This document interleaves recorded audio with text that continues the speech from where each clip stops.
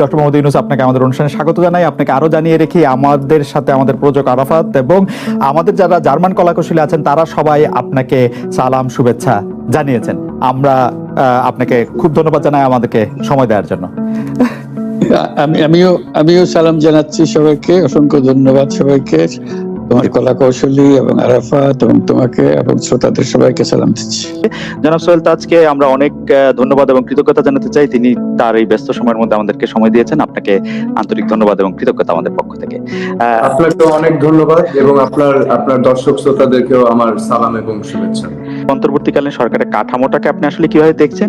দুই হচ্ছে, অনেক কথা এরকম আসছে যে আপনি আসছেন আওয়ামী লীগের নেতৃত্বে, আওয়ামী লীগের হাল ধরতে, তো সেটির ব্যাপারেও আমরা একটু আপনার কাছে জানতে চাই। আসলে আপনি জানেন যে জুলাই মাসে আমাদের ছাত্রদের উদ্যোগে একটি কোটা সংস্কার আন্দোলন শুরু হয়েছিল এবং যার ধারাবাহিকতায় এবং অনেক প্রাণহানির মধ্য দিয়ে সেই দাবিটার এক পর্যায়ে এক দফাতে পরিণত হয় এবং বৈষম্য বিরোধী ছাত্র আন্দোলন এই আন্দোলনটাকে সামনের দিকে নিয়ে যায়।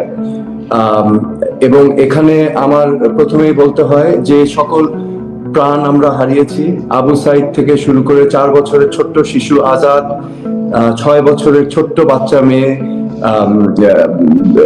নামটা মনে আসছে না, আমরা জানি যে পানি দিতে দিতে মুগ্ধকে হত্যা করা হয়েছিল।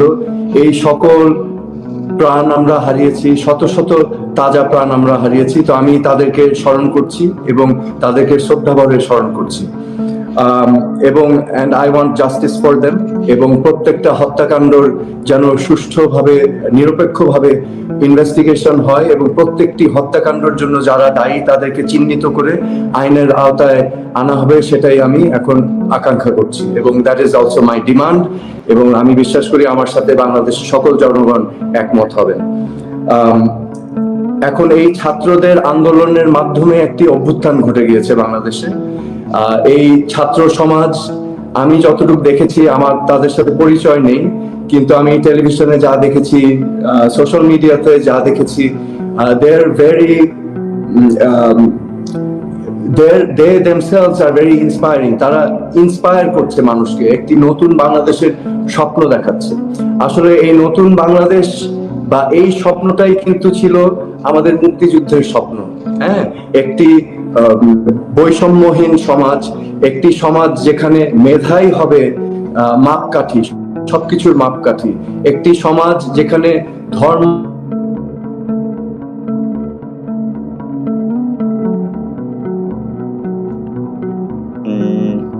জনাব সোহেল তাজ বলছিলেন যে তিনি ধন্যবাদ জানাতে চান এবং তিনি আসলে সকলকে স্মরণ করেছেন যারা এই বৈষম্য বিরোধী আন্দোলনে যারা শহীদ হয়েছেন তাদের প্রতি।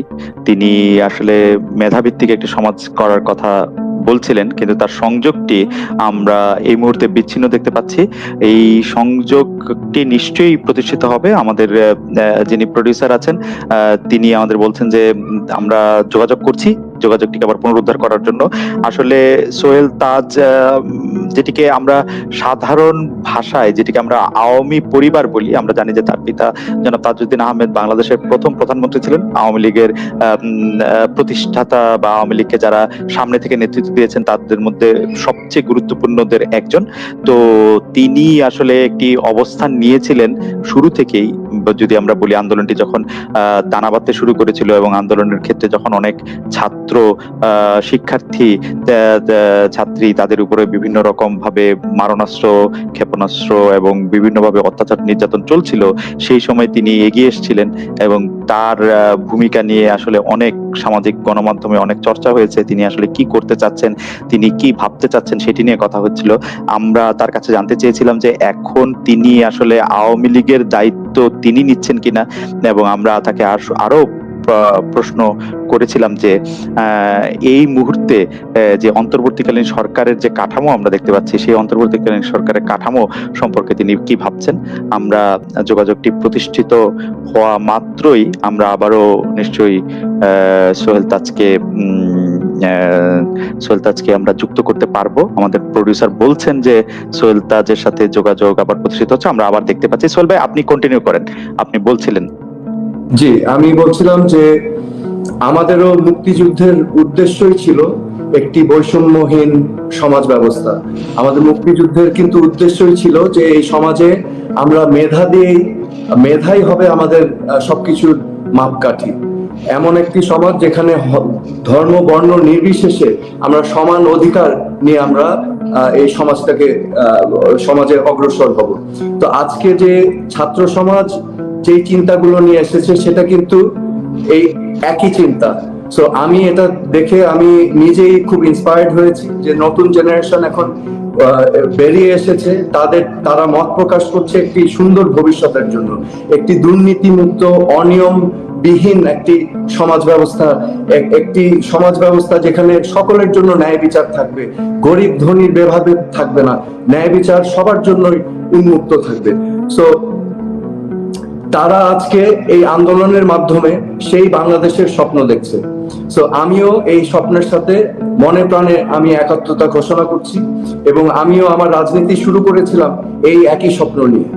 আমি কিন্তু রাজনীতিতে এসেছি এই স্বপ্ন নিয়ে, এবং আমি এটা না বললেই হয় না। 2008 সালে যখন আমি নির্বাচন করি দ্বিতীয়বারের মতো, তখন আমার দল একটি ম্যানিফেস্টো দিয়েছিল, দিন বদলের সনদ। এই দিন বদলের সনদেই কিন্তু এই সকল কিছু, এই স্বপ্নটাকেই কিন্তু তুলে ধরা হয়েছিল, এবং সেই স্বপ্ন নিয়েই কিন্তু আমি সেদিন নির্বাচন করেছিলাম, এবং যে আমাদের বাংলাদেশও এরকম সুন্দর হবে, একটা সোনার বাংলাদেশ হবে। সো আজকে তাদের এই প্রত্যয়কে আমি সমর্থন জানাই, এবং এই যে একটি তত্ত্বাবধায়ক না, অন্তর্বর্তীকালীন সরকার হতে যাচ্ছে, আমি এই সরকারের কাছে অনেক কিছু আশা করছি যে এই ছাত্র সমাজের এবং সার্বিকভাবে আমাদের বাংলাদেশের সকল মানুষের যে স্বপ্ন, সেই স্বপ্নর যেন প্রতিফলন ঘটে, এবং সেটা তখনই ঘটবে যখন আমরা রাষ্ট্র কাঠামো এবং আমাদের রাষ্ট্রের ব্যবস্থাগুলোকে আমরা বিনির্মাণ করতে পারবো সঠিকভাবে। হ্যাঁ, that means all the democratic institutions must be স্ট্রেংথেনড।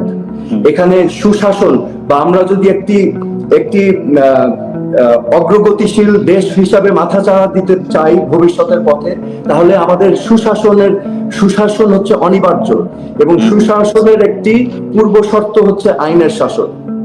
So এই থিঙ্কিং গুলোকে রেখে আমি বিশ্বাস করি যে এই অন্তর্কালীন সরকার পদক্ষেপগুলো নেবেন, এবং যা যা অন্যায় হয়েছে, যে সকল অনিয়ম হয়েছে, হত্যা, গুম সহ দুর্নীতি, হাজার হাজার লক্ষ কোটি টাকা যেটা পাচার হয়েছে, এগুলো সমস্ত তদন্ত করতে হবে, দোষী ব্যক্তিদেরকে আইনের আওতায় নিয়ে আসতে হবে, এবং এর পাশাপাশি আমি বলতে চাই নিরীহ নির্দোষ মানুষের উপরে যেন কোনো নিপীড়ন না হয়, সেটাও কিন্তু কাম্য না। তো আমি স্বাগত জানাই। জনাব সোহেল তাজ, একটি বিষয় গতকাল ডয়েচে ভেলে বাংলার পক্ষ থেকে সাবেক প্রধানমন্ত্রীর পুত্র জনাব সজীব ওয়াজেদ জয়ের কাছে জানতে চাওয়া হয়েছিল যে এই আওয়ামী লীগের নেতৃত্ব এখন শেখ পরিবারের বা শেখ হাসিনা পরিবারের কেউ দিচ্ছেন কিনা। তিনি বলছেন যে এই ব্যাপারটি এখন আর তাদের কনসার্ন না, তারা আর এটি আর এখন ভাবছেন না। আমরা জানতে চাইছিলাম যে তাহলে বর্তমানে বাংলাদেশ আওয়ামী লীগের কি অবস্থা, আপনি বাংলাদেশে আওয়ামী লীগের হাল ধরছেন কিনা সেটিও অনেকে প্রশ্ন রেখেছেন, আপনি বিষয়টিকে কিভাবে দেখছেন? আসলে আমি যেভাবে দেখি বিষয়টাকে, আওয়ামী লীগ হচ্ছে একটি ঐতিহাসিক দল। আওয়ামী লীগ একটি আদর্শিক দল। আওয়ামী লীগের একটি আদর্শ আছে। আওয়ামী লীগ কিন্তু আদর্শিক ভাবেই গঠন হয়েছে, এবং আমাদের মুক্তিযুদ্ধের সময় নেতৃত্বর অবদান রেখেছে। সো আমি মনে করি এই বৃহৎ একটি রাজনৈতিক দল, আদর্শিক রাজনৈতিক দল, এই দল আবারও সংগঠিত হবে, আবারও আমি চাই যে বাংলাদেশের ভবিষ্যতে অবদান রাখবে। এখন কে নেতৃত্ব দেবে কি দেবে না, আমি তো রাজনীতিতে নাই বর্তমানে, আমি তো রাজনীতি থেকে সরে গিয়েছি। তো আমি এখন একটা সাধারণ নাগরিক হিসাবে, অ্যান্ড অলসো কারণ আমার বাবা আমার মা এই দলের জন্য অবদান রেখেছেন, এবং স্বাভাবিকভাবে আমার এই দলের প্রতি একটা বিশেষ টান আছে, এবং আমি জানি যে এই দলের ভিতরে অনেক অনেক নিবেদিত প্রাণ আছে, যারা নিগৃহীত, যারা উপেক্ষিত হয়েছে। আমি চাই না যে আজকে তাদের উপরে কোনো ধরনের বিপদ আসুক, তাদের উপরে কোনো অন্যায় অবিচার হোক। আমি চাইবো যে যারা অন্যায় করেছে তাদেরকে আইনের আওতায় অবশ্যই যেন আনা হয়, যাতে করে এখানে যেন কোনো ভূম্রজাল সৃষ্টি না হয়। সোহেল ভাই, তাহলে আওয়ামী লীগের আপনার কোনো ভাবনায় এই মুহূর্তে নাই, মানে নিজের ব্যাপারে, মানে সোহেল তাজের আসলে এই যে বৈষম্য বিরোধী আন্দোলন এবং কোটা সংস্কারের আন্দোলন যখন চলছিল, আমি আমার ফেসবুকে দুইটা স্ট্যাটাস দিয়েছিলাম। একবার স্ট্যাটাস দিয়েছিলাম যে সমর্থন দিয়ে আমি বলেছিলাম যে যে কোনো কিছুই বাড়াবাড়ি করলে সেটা কিন্তু মানুষ মেনে নেয় না, হ্যাঁ, এবং মানুষের ভিতরে বিস্ফোরণ ঘটে। এবং পরবর্তীতে যখন আমি দেখেছি যে নির্বিচারে মানুষকে, ছাত্র সমাজ এবং সাধারণ নিরীহ মানুষের উপর গুলি চালানো হচ্ছে, আমি আমার বিবেকের তাড়নায় কিন্তু আমি কথা বলেছিলাম যেন আমাদের ছাত্রছাত্রী ভাই বোনদের বুকে আর একটা গুলি না চলে। আমি এটাও উল্লেখ করেছিলাম যে আমাদের অনেক ক্ষয়ক্ষতি হয়ে থাকতে পারে, কিন্তু একটি প্রাণের তুলনায় ক্ষয়ক্ষতি কোনো কিছুই না। হ্যাঁ, একটি প্রাণ অমূল্য। সো আমি আজকে কেন এসেছি, কেন আমি আজকে একটা স্টেটমেন্ট দিয়েছি লাইভে, এটা আমার কনসার্নস, আমার একটা মরাল কম্পাস আছে। আমি সবসময় চেষ্টা করি আমার বিবেক আমাকে যেদিকে নিয়ে যাবে আমি বিবেক দিয়েই আমি বিবেচনা করি, এবং অবশ্যই আমার চিন্তা শক্তি খাটাই, কিন্তু আমার বিবেকই হচ্ছে আমার কম্পাস। তো আমি আজকে এই স্টেটমেন্টটা দিয়েছি কারণ আমি দেখেছি যে অনেক নিরীহ মানুষ, আমাদের ভিন্ন ধর্ম অবলম্বনকারী আছেন, ওনাদের উপাসনাগার, ওনাদের মন্দির আক্রমণ হচ্ছে, বিভিন্ন নিরীহ মানুষের উপরে আক্রমণ হচ্ছে, বাড়ি ঘরে আগুন দেওয়া হচ্ছে, গরিব মানুষ যারা নিঃস্ব হয়ে যাচ্ছে, আওয়ামী লীগের কর্মী যারা হয়তো কোনো কিছুর সাথেই সংযুক্ত ছিল না, তারাও এই বিভীষিকাময় একটি প্রতিহিংসার লীলা খেলায় পড়ে গিয়েছে। তো আমি স্বাভাবিকভাবেই আমার বিবেকের তাড়নায় আমি আজকের এই স্টেটমেন্ট দিয়েছি। আমি কোনো রাজনীতিতে অন্তর্ভুক্ত হওয়ার জন্য বা অন্য কোনো উদ্দেশ্য নিয়ে আমি এটা বলিনি। এটা আমার দেশ, আপনার দেশ, আমাদের সবার দেশ। আমরা সবাই চাই এই দেশটা সুন্দর হোক এবং আমাদের ভবিষ্যৎ প্রজন্ম যাতে একটা সুন্দর দেশ পায়, সেটা সবার মতো আমিও কামনা করি। সেজন্যই আমি আজকে স্টেটমেন্টটা দিয়েছি। অন্তর্বর্তীকালীন সরকারে যদি আপনাকে যোগ দিতে আহ্বান জানানো হয়, তাহলে কি আপনি সেটি বিবেচনা করবেন বা ভেবে দেখবেন, বা অলরেডি অন্তর্বর্তীকালীন সরকারে আপনার অন্তর্ভুক্তির জন্য কেউ আপনাকে যোগাযোগ করেছে কিনা? না, আমি আসলে এই নিয়ে চিন্তাও করি নাই, আমার সাথে কেউ যোগাযোগও করে নাই। এটা আমি অ্যাকচুয়ালি বিবেচনাই করি নাই। জনাব সোহেল তাজ, আপনি আপনার লক্ষ্য, এই শর্ট টার্ম লক্ষ্য, আপনি খুবই অর্গানাইজ মানুষ। আমি দেখি যে আপনি আসলে মানুষের স্বাস্থ্য নিয়ে, সচেতনতা নিয়ে, রাজনীতির বাইরেও সামাজিক সচেতনতা নিয়ে আপনি অনেক কাজ করেছেন। আপনি আপনার লক্ষ্য কি ঠিক করেছেন এখন, 2 মাস পরে, 2 বছর পরে বা 5 বছর পরে? আপনার জন্য আপনি কি লক্ষ্য ঠিক করেছেন? আসলে আমি যখন স্বরাষ্ট্র মন্ত্রীর পদ থেকে রিজাইন করি, সেটা হচ্ছে 2009 সালের 31শে মে। তারপর আমাকে অনেকে বলেছিল যে পরবর্তীতে পরে আমাকে যখন মানুষ বলেছিল আপনি রাজনীতিতে ফেরত আসেন, আমি সবসময় বলেছিলাম, দেখেন, আমি বাংলাদেশের এই রাজনীতির জন্য যোগ্য না। তো আমাকে কাউন্টার প্রশ্ন করেছিল, কবে মনে হয় আপনি যোগ্য হবেন? আমি বলেছিলাম হয়তো 20-30 বছর আরো লাগবে আমাদের পলিটিক্যাল কালচারটাকে ঠিক করতে। হ্যাঁ, সো আমাদের ছাত্রছাত্রী ভাই বোনরা কিন্তু সেটা ঘটিয়ে দিয়েছে আমার প্রেডিকশনের আরো 5-10 বছর আগে। তো এটা একটা আশার আলো জায়গায় আমাদের সবার ভিতরে, কিন্তু আমি রাজনীতিতে ব্যাক করার কোনো চিন্তাও করি নাই, কোনো সিদ্ধান্তও নেই। আপনি যেহেতু আপনি স্বরাষ্ট্র প্রতিমন্ত্রী পদ থেকে রিজাইন করার কথা আপনি বললেন, সেই ঘটনার কথা আমাদের সবারই মনে আছে, কিন্তু একটি প্রশ্ন সেখানে আসে যে অনেকেই বলে থাকেন যে 2009-এর 31শে মে মাননীয় স্বরাষ্ট্র প্রতিমন্ত্রী জনাব সোহেল তাজ আসলে পদত্যাগ করেছেন। এর সঙ্গে কোনো না কোনো ভাবে পিলখানা হত্যাকাণ্ড, যেটি ফেব্রুয়ারির শেষে সংঘটিত হয়েছিল, তার কোনো না কোনো যোগ থেকে থাকতে পারে, কোনো না কোনো মত। এই ব্যাপারে কি আপনি একটু মত দিবেন? যে আমি এটা স্পষ্টভাবে বলতে চাই আপনার মাধ্যমে যে পিলখানা বা বিডিআর মিউটিনি নিয়ে আমি নিজে খুবই আঘাত পেয়েছি, বিডিআর এর ডিজি জেনারেল শাকিল, ওনার সাথে আমার খুব ভালো সম্পর্ক ছিল। আমি সেই সময় আমেরিকা গিয়েছিলাম, আমার বড় মেয়ে, ওর জন্মদিন 19শে ফেব্রুয়ারি, এবং আমি ইলেকশনের জন্য যেহেতু ডিসেম্বরের অনেক আগে এসে পড়েছিলাম, আমার ফ্যামিলির সাথে অনেকদিন যোগাযোগ ছিল না, তো আমার মেয়ের জন্মদিন উপলক্ষে আমি চলে গিয়েছিলাম 17ই ফেব্রুয়ারি। এবং জেনারেল শাকিলের সাথে আমার কথা হয়েছিল যে আমি দেশে ফেরা মাত্রই উনি আমাকে হেলিকপ্টার করে বিওপি গুলো দেখতে নিয়ে যাবে বর্ডার অঞ্চলে। এবং আমি বিডিআর যখন পরিদর্শন করতে গিয়েছিলাম, আমাকে উনি বলেছিলেন যে আমাদের সেনা অফিসার যারা আছে তারা আপনাকে খুব পছন্দ করেন, তো আপনি যদি আসেন বিডিআর এ, এখানে আমাদের সেনা অফিসাররা আপনার সাথে সবাই মত বিনিময় করতে চায়। এবং আমি সেখানেও গিয়েছিলাম এবং সকল সেনা অফিসারদের সাথে কিন্তু আমার কথা হয়েছিল, আলাপ হয়েছিল সৌহার্দ্যপূর্ণ একটি পরিবেশে। এবং আমি হতভম্ব হয়ে গিয়েছিলাম যখন আমি শুনেছি যে বিডিআর এ এরকম একটা জঘন্যতম হত্যাকাণ্ড ঘটেছে। এটা আমাদের বাংলাদেশের ভবিষ্যৎ এবং আমাদের সেনাবাহিনীকে ক্ষত করেছে, বাংলাদেশের প্রতিটা মানুষের হৃদয়ে ক্ষত করেছে। তো এই বিষয়ে যদি কারো কোনোদিন প্রশ্ন থাকে, আমি আমার তরফ থেকে আমি যা জানি, যতটুকু জানি, আমি অবশ্যই যে কোনো ইন্টারভিউতে বা যে কোনো তদন্ত হলে I am ready to talk, এবং আমি যতটুকু জানি সেটা আমি বলবো। এবং আমার পদত্যাগের কারণ আরো কিছু কারণ ছিল, কারণ আমি বলেছি ওই যে আমরা দিন বদলের সনদ নিয়ে আমাদের কাজ করার কথা ছিল, এবং আমি উদ্দীপনা নিয়ে আমি ভেবেছিলাম যে ওই যে বলেছি সুশাসন করতে হলে ন্যায় বিচার প্রয়োজন, আইনের শাসন প্রয়োজন, এবং আইন প্রয়োগকারী সংস্থাই হচ্ছে আপনার সবকিছুর হাতিয়ার, তাই না? পুলিশ প্রশাসন, আমি চেয়েছিলাম একটি প্রফেশনাল পুলিশ ফোর্স আমরা গড়ে তুলবো যারা নিরপেক্ষ হবে, জনগণের সেবক হবে, যাতে করে আমরা দুর্নীতি অনিয়মকে রুখে দিতে পারি।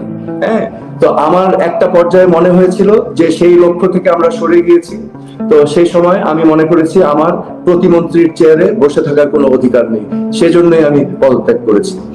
সোহেল ভাই, যে বিষয়টি আপনি 3 মাসের মাথায় বুঝলেন, যে বিষয়টি আপনি বুঝতে 3 পারলেন, মাস না, আবার 5 মাস। 5 মাসের মানে 3 মাসের মাথায় নিশ্চয়ই বুঝেছেন, সিদ্ধান্ত নিতে আরো 2 মাস সময় লেগেছে সেই ইউজুয়ালি একটা ইংলিশে একটা কথা আছে, morning shows the day, so I did not wait for evening. Right, যে বিষয়টা আপনি 5 মাসের মধ্যে, আমি যদি পুরো সময়টা ধরে নিই, 5 মাসের মধ্যে যে বিষয়টা আপনি বুঝলেন এবং আপনার স্বপ্নভঙ্গ হলো এক ধরনের, যে আপনি আসলে দিন বদলের সনদের কথা বলে এসেছিলেন, সেই প্রতিশ্রুতি হয়তো আপনি রাখতে পারছেন না। আপনি হয়তো যে একটি পুলিশ প্রশাসন, যে পুলিশ প্রশাসনটা জনগণের পুলিশ প্রশাসন হবে, সেটি হয়তো করতে পারছেন না, যার জন্য আপনি চেয়ারটিতে থাকলেন না। আপনার কাছে কি মনে হয় যে এই 16 বছর ধরে আওয়ামী লীগ বা শেখ হাসিনার সরকার বা যারা এত পোর খাওয়া রাজনীতিবিদ, তারা কি এটি বুঝলেন না, নাকি তারা এটি বুঝেও শুধুমাত্র ক্ষমতায় থাকার জন্য বা কোনো একটা আমি দুর্নীতি শব্দটা কিভাবে ব্যবহার করবো আমি জানি না, দুর্নীতির একটা সুবিধা নেওয়ার জন্য তারা এটা থাকলেন? আপনার রিডিংটা কি বা আপনার টেকটা কি এটার ব্যাপারে? মানে এটা তো অবভিয়াস যে আপনি 5 মাসে বুঝেছেন, আপনার বুদ্ধি বেশি, কারো তো 5 বছরে বোঝা উচিত ছিল, 15 বছরে বুঝবে না কি করে? আমি আসলে ওই আমার একটা পদত্যাগ ড্রামাও হয়েছিল, আপনি নিশ্চয়ই জানেন, যে আমি পদত্যাগ করেছি কিন্তু আমাকে পদত্যাগ করতে দেওয়া হচ্ছিল না, যার ফলে আমি এক পর্যায়ে আমার সংসদ সদস্য পদও ছেড়ে দিয়েছিলাম। হ্যাঁ, সো ওই সময় আমি ইমোশনালি একটা কথা বলেছিলাম, যেটা সামটাইমস ইমোশনালি কথা, সত্য কথা বেরিয়ে আসে। আমি বলেছিলাম খেলোয়াড় বদলিয়েছে কিন্তু খেলা বদলায় নাই। এখন আপনি একটু বুঝে নিতে পারেন আমি কি মিন করেছিলাম। সো আমাদের পলিটিক্যাল কালচারটাকে চেঞ্জ করতে হবে। হ্যাঁ, এখানে জাস্ট সরকার রদবদল করলেই হবে না, আমাদের সার্বিকভাবে মাইন্ডসেট চেঞ্জ করতে হবে, আমাদের পলিটিক্যাল কালচারটাকে চেঞ্জ করতে হবে, সিস্টেমিক চেঞ্জ আনতে হবে, সিস্টেমিক চেঞ্জ। এবং সিস্টেমিক চেঞ্জ হচ্ছে ডেমোক্রেটিক ইনস্টিটিউশন গুলোকে মজবুত করতে হবে, স্ট্রেংথেন করতে হবে। আর কোনোদিন যেন কারো প্রভাবে আমাদের জুডিশিয়ারি পরিচালিত না হয়, আর কারো প্রভাবে যেন পুলিশ লাঠিয়াল বাহিনী হিসাবে পরিচালিত না হয়, আর যেন আমাদের রাষ্ট্রীয় সম্পদগুলো লুটে পুটে বিদেশে পাচার না করা হয়। ঠিক আছে, সো এগুলোকে প্রতিহত করতে এবং একটি সুন্দর সিস্টেম করতে you need to have democratic institutions in place and strong democratic institutions. So সেটাই আমাদের করতে হবে। আপনি 15 বছর যদি আমি ধরে নিই, এই 15 বছরের মধ্যে আপনি যখন দেখছিলেন যে এই অন্যায়গুলি বা এই সিস্টেমগুলি প্রতিনিয়ত ধ্বংস হচ্ছে, প্রফেসর আলী রিয়াজ একটা আপনার কথারই প্রায় প্রতিধ্বনি করেছিলেন এটা বলে যে এই 15 বছরে আমরা প্রতিষ্ঠানগুলিকে ধ্বংস হতে দেখেছি, ভেঙে পড়তে দেখেছি শুধু একজন ব্যক্তিকে মহিমান্বিত করার জন্য বা একটি ব্যক্তির জায়গাটাকে আরো স্ট্রং করার জন্য। এখন ঘর সংসারে কোনো একটা সমস্যা হলো আমরা শেখ হাসিনার কাছে যেতে দেখেছি, আমরা কোনো একটা সাধারণ পেটি ক্রাইম নিয়েও আমরা প্রধানমন্ত্রীকে হস্তক্ষেপ করতে দেখেছি। আপনি যে এই প্রভাব বলয়ের কথা বলেছিলেন, এই সময়টার মধ্যে আসলে আপনি মানে আপনার টানাপোড়েনটা আপনি কিভাবে সামলেছেন? কারণ আমরা অনেক তরুণ প্রজন্মের অনেকেই আপনার দিকে তাকিয়েছিল। জি, আমার ব্যক্তিগত অভিজ্ঞতা আমি যেটা দেখেছি, বেশিরভাগ ক্ষেত্রে আমাদের মন্ত্রীরা হয়তো নিজেও জানতেন না তাদের মন্ত্রণালয় কিভাবে চলছে। ঠিক আছে, this is my personal experience. এবং আমি খুব আশ্চর্য হয়েছিলাম, বিকজ আমি আমার দায়িত্ব পালন করার চেষ্টা করেছি। আমি আমার মন্ত্রণালয় আমি যতদিন ছিলাম আমি চেষ্টা করেছি কিভাবে আমি নিজেকে নিয়োজিত করতে পারবো, because that was my responsibility. ঠিক আছে, সো এইভাবে আমার মনে হয় না যে কি জানি আমি আপনার কথার কিভাবে উত্তর দিব, কেন তারা কি উদ্দেশ্য নিয়ে কেন রাজনীতি করতে আসছে বাংলাদেশে। আপনিও জানেন আমিও জানি অনেক ক্ষেত্রে। ঠিক আছে, এখানে উদ্দেশ্যটা কি, আপনার পলিটিক্স পড়ার ইন্টেন্ট বা হোয়াট ইজ আপনার নিয়তটা কি। নিয়ত যদি ঠিক না থাকে তাহলে তো এগুলো সব হবেই। ঠিক আছে, সো যেটা হওয়ার সেটাই হয়েছে।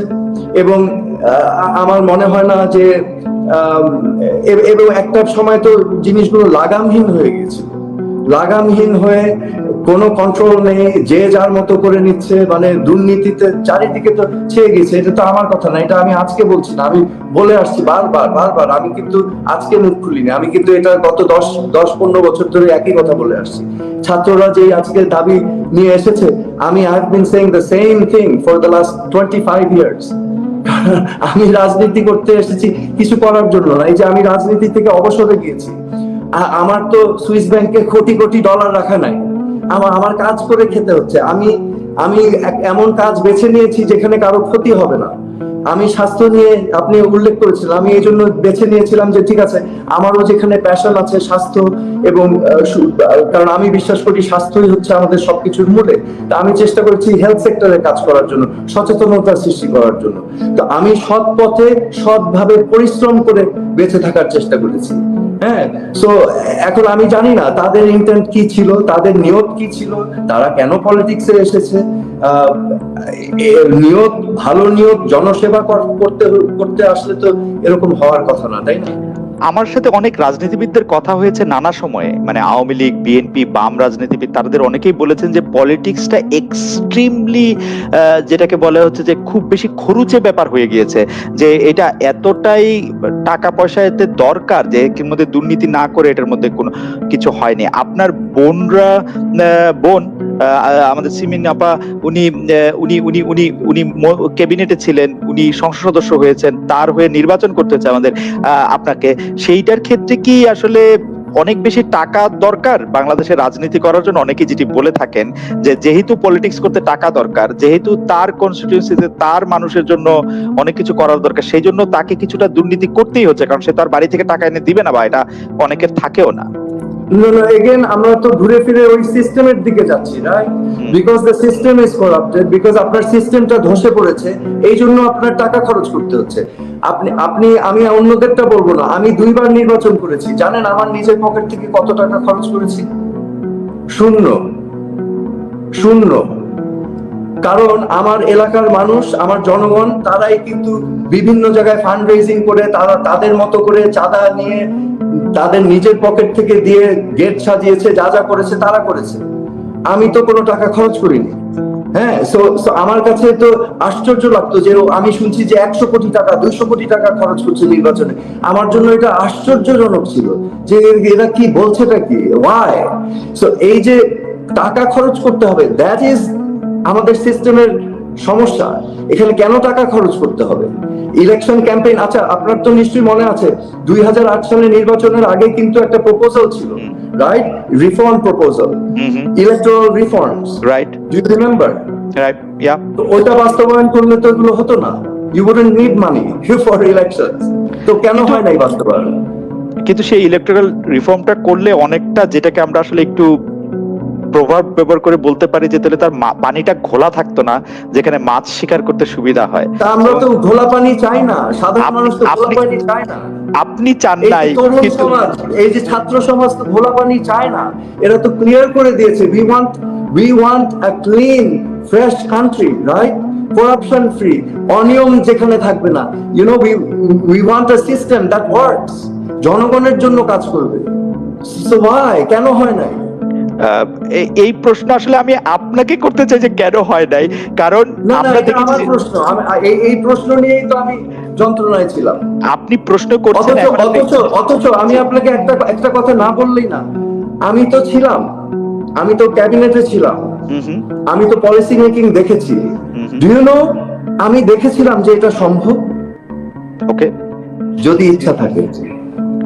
তাহলে আমি তো এই প্রশ্ন আপনাকে করতেই পারি, আপনি যেহেতু মানে খুবই একজন প্রতিমন্ত্রী আর মন্ত্রীর পক্ষে সম্ভব না, শুধু একজনের পক্ষে সম্ভব, রাইট? এটা সম্ভব ছিল শেখ হাসিনার পক্ষে। আমাদের সিস্টেমে শুধু একজনের পক্ষে সম্ভব, কিন্তু সেটাও তো সঠিক সিস্টেম না। আমি কেন বলছি একজনের উপরে কেন করবে? দেখেন, আমাদের ডেমোক্রেসি মানে কি? আপনার একটা ডেমোক্রেসির ভিতর পলিটিক্যাল পার্টিস থাকে, পলিটিক্যাল পার্টির ভিতরেও কিন্তু ডেমোক্রেসি থাকতে হবে, তাই না? আমরা যদি আওয়ামী লীগের কথা ধরি, আওয়ামী লীগের একটা ওয়ার্কিং কমিটি আছে, একটা প্রেসিডিয়াম আছে, একটা ডিসিশন মেকিং বডি আছে। তো নিয়মটা কি? নিয়মটা হচ্ছে ওয়ার্কিং কমিটির যারা সদস্য, তারা গ্রাস রুটসে মানুষের সাথে মিশে গিয়ে মানুষের পালস বুঝবে, পালস বুঝে মানুষের কথাগুলোই তুলে ধরবে পার্টি প্ল্যাটফর্মে, এবং সেগুলোকে নিয়ে আপনার পার্টির সিদ্ধান্ত গ্রহণ করবে, এবং সেই সিদ্ধান্তগুলোর রিফ্লেকশন আসবে যদি তারা সরকারে থাকে, সরকারের মাধ্যমে পলিসি ইমপ্লিমেন্টেশন। সরকারের কাজ হচ্ছে রাজনৈতিক পলিসি ইমপ্লিমেন্টেশন, রাইট? রাইট, এগুলো তো কিছুই হয়নি। আমরা খুবই ইতিহাসের একটা সন্ধিক্ষণে দাঁড়িয়ে আছি বলে আমি আপনার কাছ থেকে একটু জানতে চাইছি। আপনি তো, যদ্দূর আমি আপনাকে ফলো করি, আপনি তো এই কথাগুলি আজকে নতুন বলছেন না, এগুলি বলেই যাচ্ছেন, কিন্তু আপনি কি কখনোই মানে পারিবারিক ঘনিষ্ঠতার সুযোগে, আমি জাস্ট একটা মন্ত্রী প্রতিমন্ত্রীর জায়গা থেকে বলছি না, সেটি কি কখনো শেখ হাসিনা, শেখ রেহানাকে, বিশেষ করে শেখ হাসিনাকে আপনি বলতে চেষ্টা করেছিলেন? আমি যখন আমার প্রতিমন্ত্রীর দায়িত্ব পালন করেছি, আমি বিভিন্ন সময় ক্যাবিনেট মিটিং এ বলেছি, আমার যতটুকু বলা সম্ভব হয়েছে। আমি জোর করে